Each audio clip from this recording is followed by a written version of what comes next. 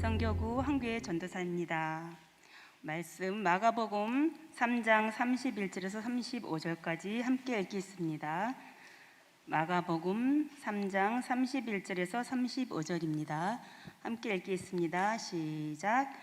그때에 예수의 어머니와 동생들이 와서 밖에 서서 사람을 보내어 예수를 부르니 무리가 예수를 둘러 앉았다가 여짜오되 보소서 당신의 어머니와 동생들과 너희들이 밖에서 찾나이다. 대답하시되 누가 내 어머니이며 동생들이냐 하시고 둘러 앉은 자들을 보시며 이르시되 내 어머니와 내 동생들을 보라. 누구든지 하나님의 뜻대로 행하는 자가 내 형제요 자매요 어머니니라. 아멘.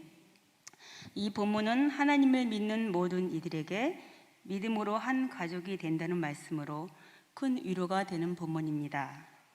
작게는 하나님을 믿는 가정에서부터 시작해서 교회 공동체, 나아가 전 세계 믿는 이들을 하나로 묶는 영적 공동체로 만듭니다. 교회 공동체든 사회 작고 큰 단위의 모임이든 그들만이 갖는 유대감은 매우 유사합니다. 그런데 여러분, 오늘 이 본문은 그것을 말하는 것이 아닙니다. 우리는 하나님의 말씀을 읽고 쓰고 외워 알지만 경험하는 것은 다르다는 것을 여러분도 잘 알 것입니다. 저는 이 본문을 알고는 있었지만 하나님 뜻대로 행하는 자가 내 형제요, 자매요, 어머니란 말씀을 어떻게 경험하는지를 여러분과 함께 나누려 합니다. 제가 어렸을 때는 하나님에게 관심도 없었고 잡신도 제 믿음의 대상도 아니었습니다. 교회는 더더욱 관심도 없었고 제 부모가 믿음의 대상이요 하나님이었습니다. 그러던 중 어머니가 일찍 돌아가시는 통에 아버지의 재혼으로 쉽지 않은 어린 시절을 보냈습니다. 새 어머니는 되어주시지 않았고 아버지는 내 마음의 의지가 되어주지 않았습니다.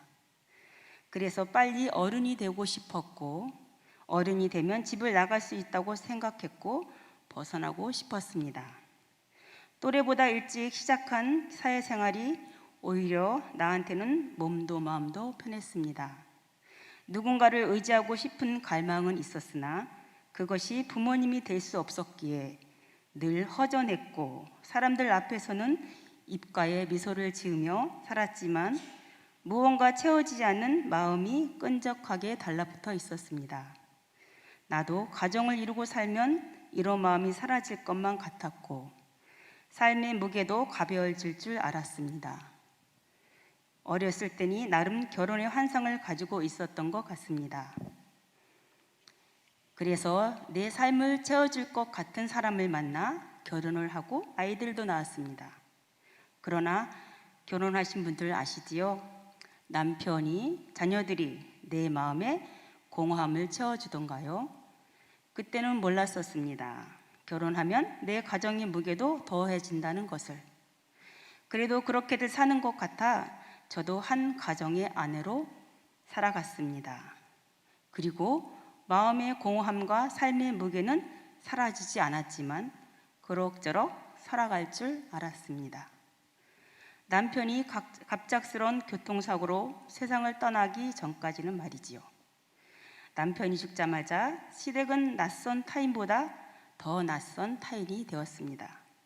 그때 문득 사회생활을 같이 했던 친구가 떠올라 연락하니 친구가 내 처지를 생각해줘서 같이 살자는 말에 짐을 싸들고 아이들과 함께 안산에서 평택으로 이사하게 되었습니다.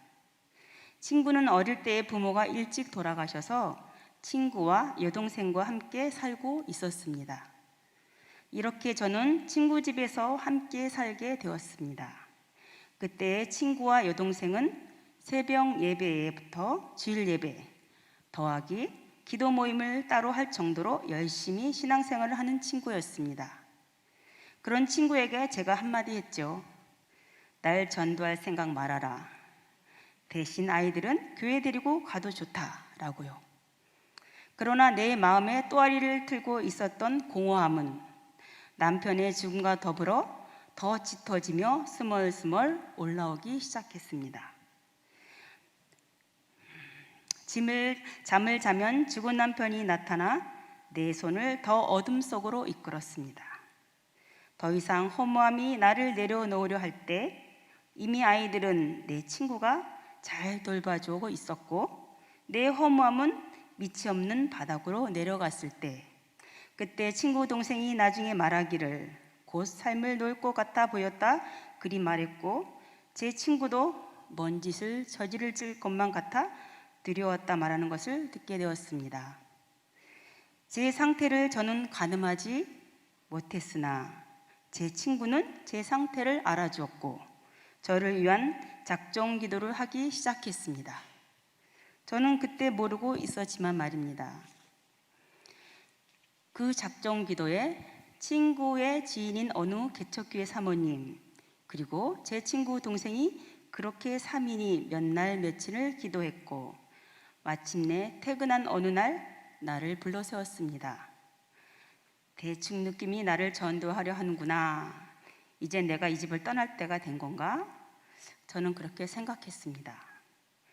그것이 친구네 집에서 산 지 3년이 되던 해였습니다.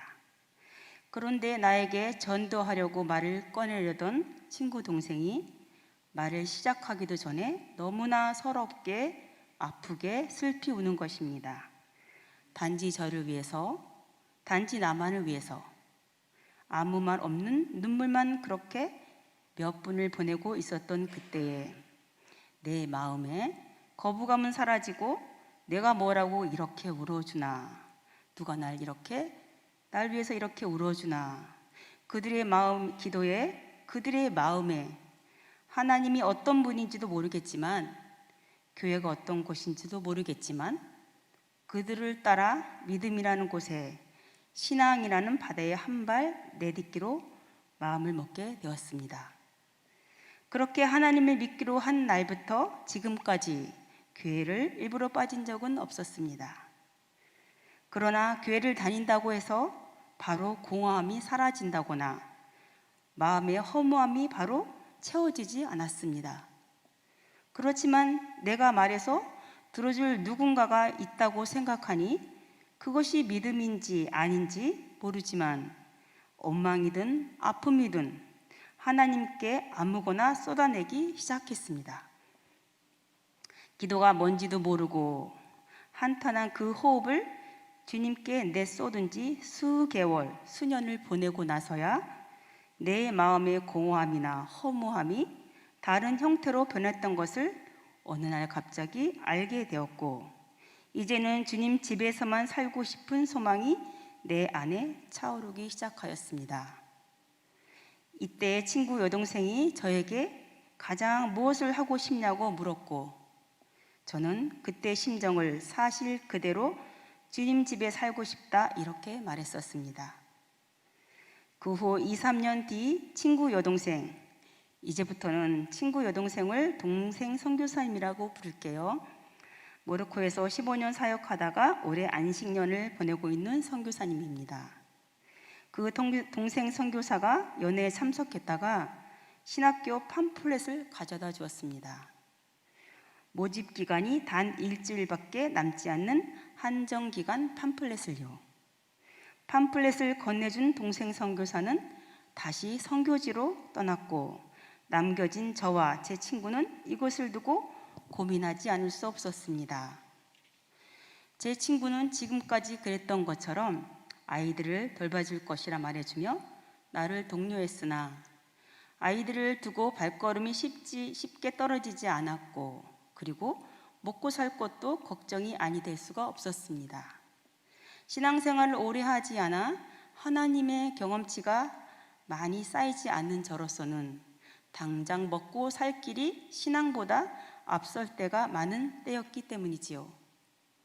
그런 내가 한 번도 생각하지 못했던 신학 공부를 한다라고 생각하니 공부에 대한 부담감에 덜컥 겁도 날 뿐만 아니라 현실의 벽에 내 신앙은 견뎌낼 수가 없었습니다.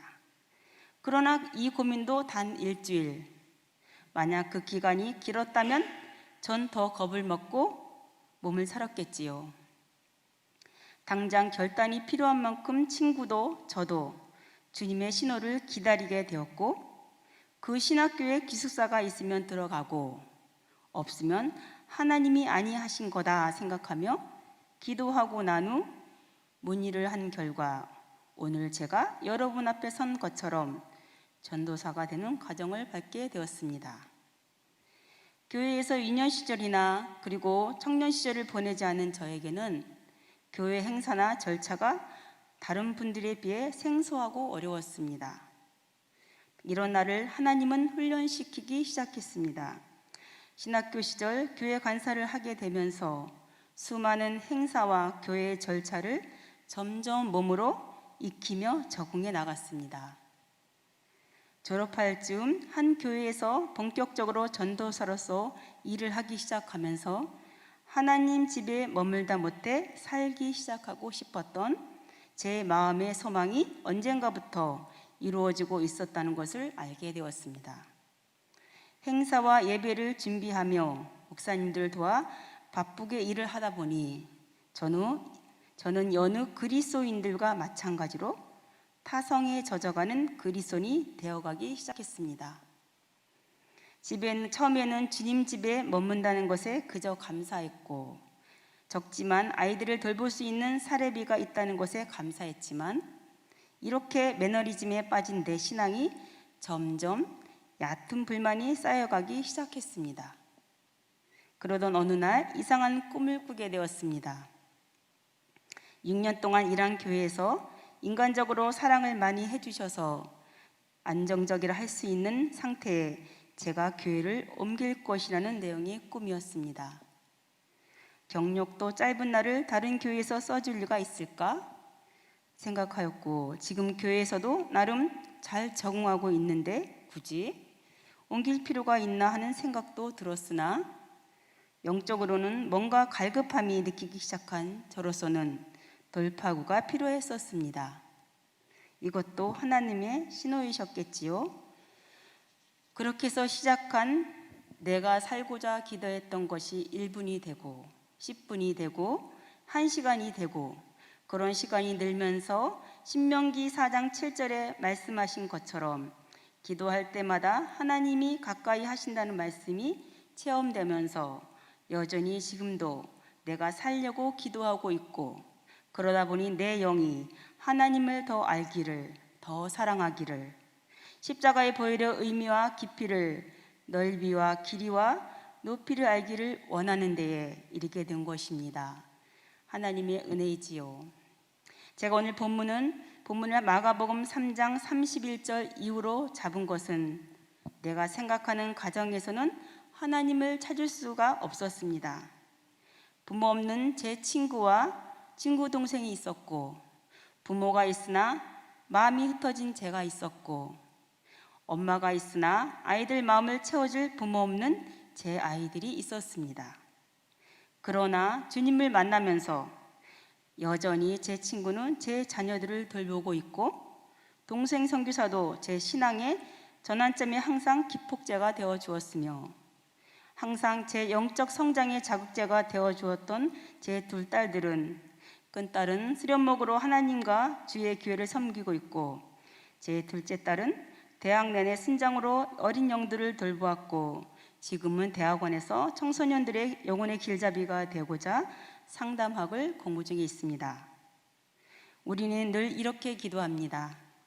이 가정의 어버이가 되시는 하나님, 이 가정을 세우시고 만드신 하나님, 마가복음 3장 31절 말씀이 이 가정에 실현되게 하심을 감사드리고, 그 안에 살며 말씀에 우리가 증거가 되며 증인이 되게 해주심에 감사하다라고요. 지금은 말합니다.